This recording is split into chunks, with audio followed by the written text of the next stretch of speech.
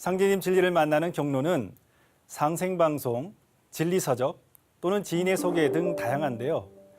오늘은 상생방송 시청 후 직접 증산도 대구 대명도장을 찾아 진리 공부를 한 끝에 마침내 입도하신 김홍 도생님 사연 소개해드리겠습니다.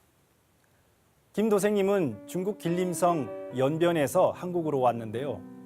작은 딸이 2003년 한국으로 시집 오면서 그 다음에 초청을 받게 된 것이죠. 이후 식당 종업원과 청소 등 일을 하다가 2012년 4월 골다공증으로 쓰러지고 말았습니다. 한국에서의 생활은 좋은 일도 많았지만 고통과 좌절로 극단적인 결심까지 한 적도 있었는데요. 다행히 사랑하는 딸들을 생각하며 이겨냈다고 합니다. 네, 자신의 분신, 자녀는 힘든 세상을 견디게 해주는 보물과도 같은 존재겠죠. 힘든 시간을 이겨낸 김 도생님이 상생방송을 접하게 된 계기가 궁금한데요. 네, 김 도생님께서 올해 2월 초 드라마를 보기 위해 채널을 돌리다가 우연히 상생방송을 보게 됐는데요. 상생이라는 두 글자가 눈에 확 띄었습니다. 이후 매일 TV를 보면서 만병통치 태울주, 소원성취 태울주를 한 글자 한 글자 적으면서 태울주를 읽었는데요. 33년간 기독교 신앙을 했지만 개의치 않았다고 합니다. 며칠 뒤 교회에서 예배를 마치고 나오던 중 하늘을 보다가 증산도 대구 대명도장이라는 간판이 눈에 들어왔는데요. 너무 기쁜 나머지 바로 전화를 했다고 합니다. 이곳에 와야 됩니다. 빨리 오세요. 그날 전화기 너머 들린 포정님의 한마디는 지금도 잊을 수 없는 감동 그 자체였는데요.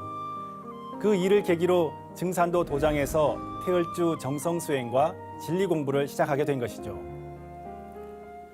교회에 다녀오던 길에 우연히 발견한 증산도 도장 간판 덕분에 상제님 진리를 공부하게 되신 건데요. 도장에서 태울주 정성수행을 하면서 재미있는 체험도 하셨을 것 같습니다. 네, 맞습니다. 도장에서 진리 공부를 하던 어느 날 밤에 신비한 꿈을 꾸었는데요. 큰 집에서 김 도생님은 문 어귀에 앉아 있고 몇 미터쯤 앞에 보이는 자그마한 방에선 환한 빛이 비치고 있었습니다. 그때 어떤 남자 신명이 문 어귀는 네가 있을 곳이 아니니 저 앞 환한 방으로 가라고 했는데요. 꿈에서 깬 후 조상님이 새 생명의 길로 인도해 주신 것을 느낄 수 있었습니다. 조상천도식을 모셔야겠다는 결심은 당연한 일이었죠.